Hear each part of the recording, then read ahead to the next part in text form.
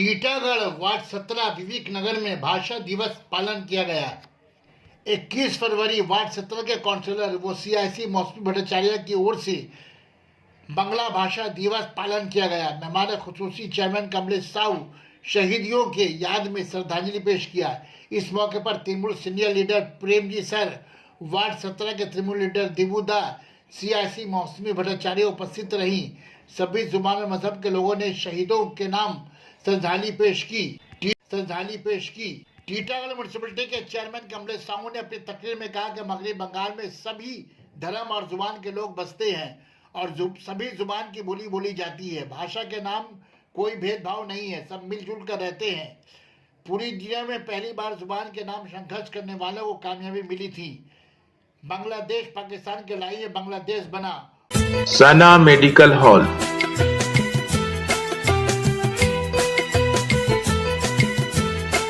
10% discount on every medicine. Oxygen cylinder also available.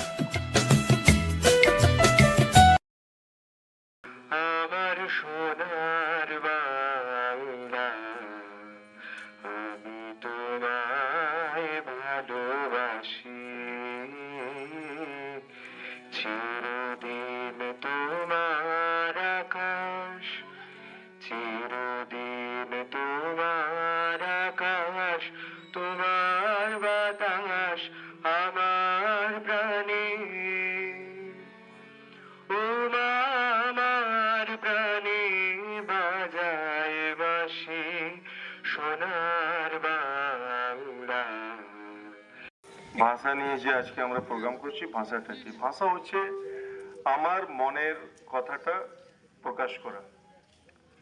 তাতে আমরা যে কোনো ভাষায় কথা বলতে পারি, আমার মনের কথা যে কোনো ভাষায় বলতে পারি। আছে সব জায়গায় অন্য ভাষা আছে, সব রাজ্যে নিজের ভাষা আছে।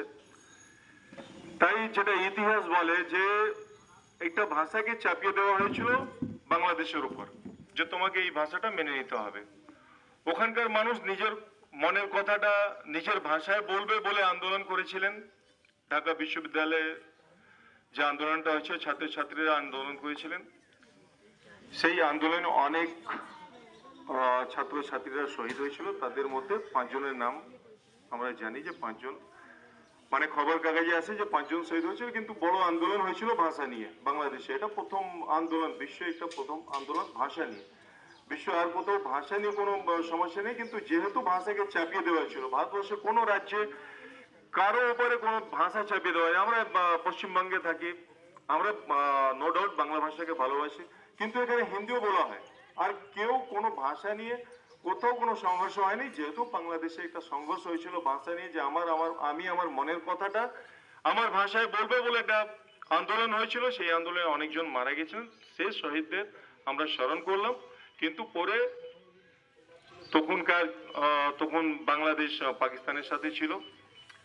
72 সালে বাংলাদেশ আজাদ হয় পাকিস্তান থেকে। তখন ওদের নিজের ভাষাটা বাংলা ভাষাকে স্বীকৃতি দেয়। তখনকার পাকিস্তানে যারা শাসক ছিল তখন তারা মেনে নিয়েছিল, সেই আন্দোলনের মাধ্যমে তারা মেনে নিয়েছিল। যে আন্দোলন হয়েছিল, ছাত্রছাত্রীরা আন্দোলন করেছিল, তখন সেই ভাষাটাকে মেনে নেওয়া হয়েছিল। নো ডাউট সব ভাষাই ভালো, কিন্তু আমি আমার মনের কথা কোন ভাষায় বলবো সেটা সবার অধিকার, সমান অধিকার আছে। যে আমি আমার মনের কথা কোন ভাষা বলবো, কোন ভাষায় আমি মানুষকে বোঝাতে পারবো, সে স্বতন্ত্র আছে, সব জায়গায় স্বতন্ত্র। পরে ইউনেস্কো 2000 সালে বাংলা ভাষাকে মাতৃভাষা হিসাবে বাংলাদেশকে স্বীকৃতি দিল। তাতে আজকে বাংলা ভাষা ওখানে বাংলাদেশেও বাংলা ভাষা আছে, আমাদের পশ্চিমবঙ্গে বাংলা ভাষা আছে। নো ডাউট সব ভাষা, আমি আগে বললাম যে সব ভাষাকেই আমরা সম্মান করি। যে যেই ভাষায় নিজের কথাটা, মনের কথাটা প্রকাশ করে, সেই ভাষাকে সম্মান করি। তাই আজকে আমি শেষ শহীদদের, যেহেতু তারা আন্দোলন করেছিল, তাকে আমরা আজকে স্মরণ করলাম। প্রথম আন্দোলন যেটা হয়েছিল সেটা বাংলাদেশে হয়েছিল। বাংলাদেশে ঢাকা বিশ্ববিদ্যালয়ে ভাষা নিয়ে আন্দোলন হয়েছে, যে আমি আমার মনের কথাটা আমি আমার নিজের ভাষায় বলছি। সেই আন্দোলনের মাধ্যমে তারা বুঝিয়ে দিতে চাইছিল তৎকালীন যারা পাকিস্তানের ছিলেন, শাসক ছিলেন, তাকে বুঝিয়ে দেওয়ার জন্য তারা আন্দোলন করেছিল। কিন্তু তারা মানেনি, তারা গুলি চালিয়েছিল। তাতে অনেকজন শহীদ হয়েছিল, যার মধ্যে 5 জনের নাম সামনে এসেছিল, প্রকাশে এসেছিল। তারপর তারা বাধ্য হলেন, মানার জন্য বাধ্য হলেন, তাকে বাংলা ভাষার স্বীকৃতি দেওয়া হলো। পরে ইউনেস্কো তাকে স্বীকৃতি দিল। আর আজকে যে দিনটা 21শে ফেব্রুয়ারি তাকে আন্তর্জাতিক মাতৃভাষা হিসাবে পালন করার জন্য স্বীকৃতি দিল ইউনেস্কো। সতেরোতে আছেন আপনি, ছোটো করে হলেও অনুষ্ঠান হচ্ছে, কী বলবেন? সতেরোতে সব সময় অনুষ্ঠান, আমরা গর্বিত 17 নম্বর ওয়ার্ড নিয়ে আমরা গর্বিত। 17 অনুষ্ঠান করে মানে যেটা আমাদের বার্তা, যেটা আমাদের সরকারের বার্তা, যেটা আমাদের দিদি বার্তা, যে মানুষের কাছে পাশে পৌঁছতে হবে, সেটা আমি দেখছি 17 নম্বর ওয়ার্ডে অনেকটা এগিয়ে গেছে। 17 নম্বর ওয়ার্ড ছোটো ছোটো প্রোগ্রাম করে মানুষকে জড়িয়ে সবসময় প্রোগ্রাম করতে থাকে। তার জন্য আমি সত্যি দিকে সত্যি শ্রদ্ধা জ্ঞাপন করি যে আপনি খুব ভালো কাজ করছেন, এভাবেই করুন, যেখানে আমাদের প্রয়োজন সবসময় আপনার সাধারণত বহু বছর ধরে এই দিনটা পালন করে আসি, কারণ এত মর্মস্পর্শী দিন আর হয় না আমার মতে। কারণ একটা ভাষা আন্দোলনের জন্য এতগুলো ছাত্রছাত্রী প্রত্যেকে শহীদ হয়েছিল, সেই কারণে আমরা প্রত্যেক বছর এই দিনটা পালন করি। আজকেও তার ব্যতিক্রম নয়। আর আমার মনে হয় এই দিনটার জন্য আমরা সকলেই গর্বিত যে একটা ভাষা, বাংলা ভাষা, বিশেষ করে আমরা বাঙালি, বাংলা ভাষা আন্তর্জাতিক স্বীকৃতি পেয়েছে। সেক্ষেত্রে দাঁড়িয়ে বাংলাদেশে হয়েছে এবং এরা অনেক লড়াই করে এই দিনটাকে প্রতিস্থাপিত করতে পেরেছে। আমরা তার জন্য গর্বিত। আর সবথেকে ভালো লাগে যে আমাদের রবীন্দ্রনাথ ঠাকুরের ভাষা গান কিন্তু ওখানে জাতীয় সঙ্গীত হিসেবে ব্যবহৃত হয়। এটা আমাদের কাছে আরও গর্বের বিষয় যে আমাদের রবীন্দ্রনাথ ঠাকুরের গান ওরা জাতীয় সঙ্গীত হিসেবে মেনে নিয়েছে। সেই ক্ষেত্রে দাঁড়িয়ে আজকের দিনটা আমার মনে হয় সবাইকেই পালন করা উচিত, যেহেতু আমাদের বাংলা ভাষা নিয়ে বিষয়। আর যে শহীদ হয়েছে যারা, তাদেরকেও আমি সশ্রদ্ধ প্রণাম জানাই।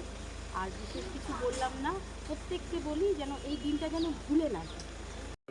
কেমন লাগে বাংলা বলতে? খুব ভালো লাগে। আমি তো খুব গর্বিত যে পশ্চিমবঙ্গের বুকে আমার জন্ম, এবং বাংলা ভাষার জন্য যখন পাকিস্তানের আন্ডারে আমাদের বাংলাদেশ ছিল এবং যে আন্দোলন ঢাকা বিশ্ববিদ্যালয়ের ছাত্ররা করেছিল এবং তারপরে তারা শহীদ হয়েছে, কিন্তু দীর্ঘকালীন পরে তাও স্বাধীনতা আমরা পাইনি বাংলাদেশের। 71-72 আমি বলেছি ইন্দিরা গান্ধীর সহযোগিতায় তৎকালীন প্রধানমন্ত্রী বাংলাদেশ স্বাধীন হয়।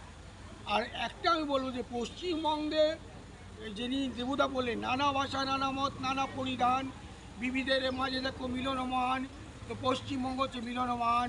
এখানে বাংলা ভাষাকে যে কোনো ধর্মের যে কোনো ভাষার লোক হোক না কেন, সবাইকে বাংলা ভাষাকে আপন করে নিতে হবে, এইটা আমি আহ্বান করব।